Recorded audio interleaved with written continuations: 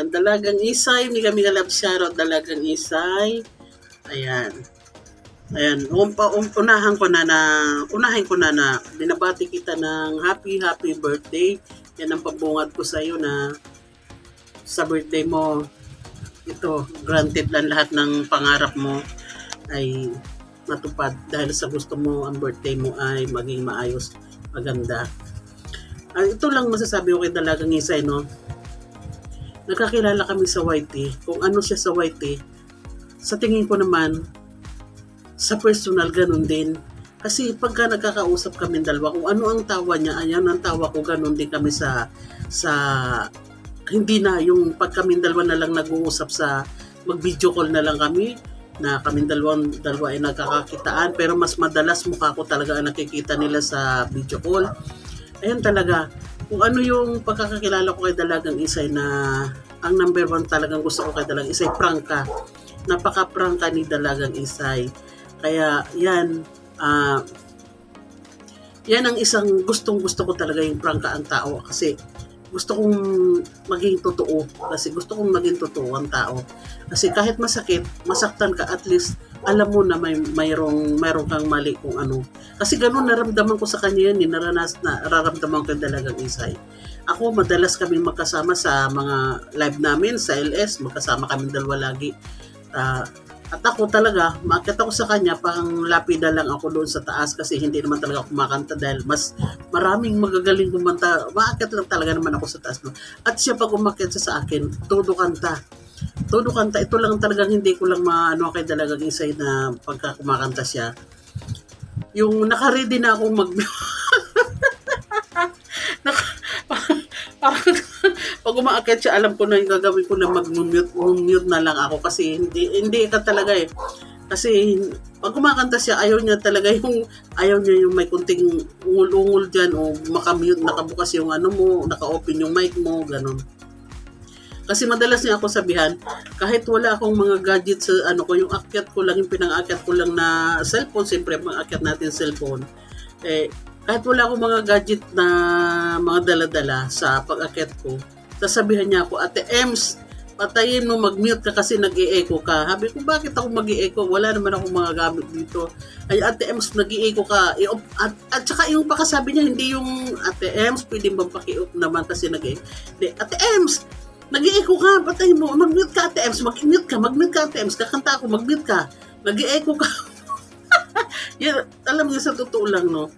Sabi ko nga, pag market nga yan si Dalagang Isay sa akin, kakanta. Kaya sabi ko, sinisigawan mo sa loob ko lang kasi sinisigawan mo ko, live ko to ha. LS ko to, sinisigawan mo ko dito sa live ko. Sa isip ko lang yun na, pero para sa akin, wala lang yun kasi hindi naman ang pinagtatahan ko, bakit ako nagkaka-echo? Wala naman akong mga dalang gadget sa taas kasi ang pinang-aakyat ko lang talaga cellphone, isang cellphone. Minsan nga wala akong monitor kasi yung mga cellphone ko dahil siyempre basta wala akong monitor, aakyat lang ako doon, wala akong monitor. Ate Ems, ang lakas ng echo mo. Kahit doon sa baba may nagsabi, Ems, mag-mute ka kasi may echo. Saan ako kukuha ng echo na wala naman akong ano? Ate Ems, ang lakas ng electric fan mo, patayin mo, mag-mute ka kasi ano, maingay yung electric fan mo, sabi niya, maingay yung electric fan mo. Ang ginawa ko naman, kahit mainit, papatayin ko yung electric fan ko or mag-mute ako, tiis ako doon sa likod ng cam, nananahimik. Minsan hindi ko na rin mataas kasi gusto kong magsalita, hindi na ako makapagsalita kasi nga naka-mute. Magsalita ako doon, mag-comment ako sa baba, nagko-comment ako. Ikuno-comment ko na lang kung ano gusto ko sabihin doon sa baba. Minsan nagko-comment ako doon sa baba, yun, nagtatawanan sila ng mga kasi sabi ko mag-mute na lang ako, pisang akyat ko hanggang matapos na mag-mute ako. Hindi ako pwede magsalita kasi kumakanta nga sila, kumakanta siya. Number one yan, na gusto ko kay Dalagang Isay yung, at gusto ko talaga, hindi kasi gusto ko talaga sa tao prangka. Kaya yan ang kay Dalagang Isay na prangka siya at saka ayaw niya ng may nalalamangan na tao, ayaw niya ng may naaapi, ayaw niya ng may nalalamangan. Kasi ganyan yan si Dalagang Isay sa ano niya, sa mga pag-games niya, sarili niyang pag-games, sumasali siya kasi yung mga panalo niya doon sa pag-games niya, hindi niya kinukuha, ibinibigay niya doon sa mga gamer din na hindi na nanalo, binibigyan niya yung dinodonate niya yan dun sa mga gamer. Kaya yan, unang-una yan, napaka-prangka, matulungin, mabait si Dalagang Isay, hindi talaga, tsaka pala kaibigan. Kasi sa YT, dito nga kailangan natin magkaroon ng kaibigan. Ayan, pati kami, siyempre, nagkakaroon din kami ng kaibigan dahil yung mga kaibigan din niya, nadadala din niya sa mga live namin na akyatan, ganun, kantahan. Yun ang nagugustuhan kay Dalagang Isay kasi friendly siya.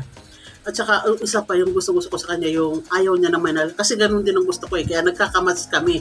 Kaya kami nagkasundo kasi ganun din yung gusto ko, ayaw ko na may lamangan. Gusto ko kung ano yung patas, gusto ko patas ba. Kaya yan, guys, kung ano yung pakakilala ko kay Dalagang Isay na sinasabi ko sa inyo na totoo, kung siyempre, hindi ko naman masabing lahat totoo. Kasi siyempre, may mga sekreto din naman tayo.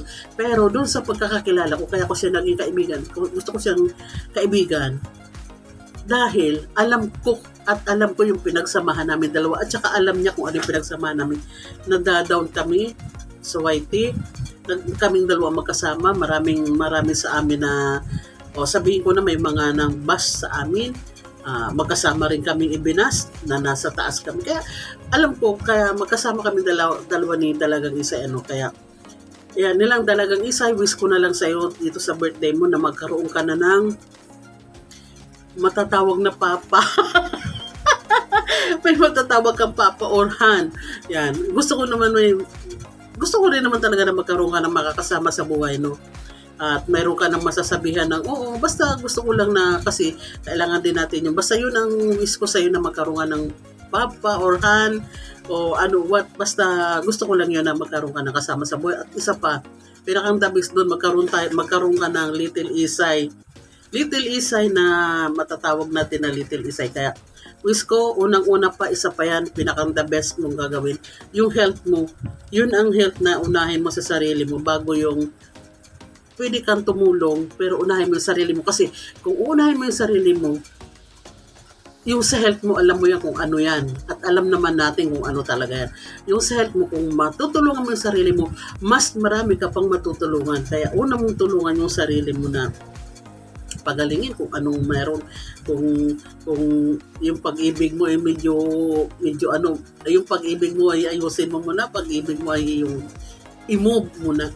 Kasi basta yun lang ang gusto ko na Dalagang Isay, naging prangka, naging totoong kaibigan. Kaya kami nagkasundo kasi yun ang gusto namin. Ayun din ang gusto ko, yung prangka at saka ayaw ko yung may lamangan. Gusto ko pantay. Kaya doon kami naging magkasundo at saka matulungin siya.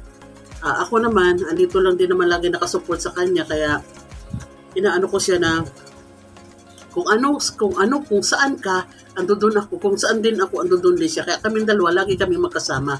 Kaya ayan, wish ko, hindi ko na paramihin.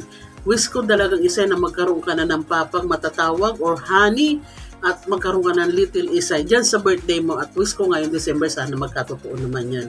At alam ko naman sana kung sino siya. Kung sino man sana siya na. basta Dalagang Isay, happy birthday at patuloy ang kagandahan maraming nagagandahan.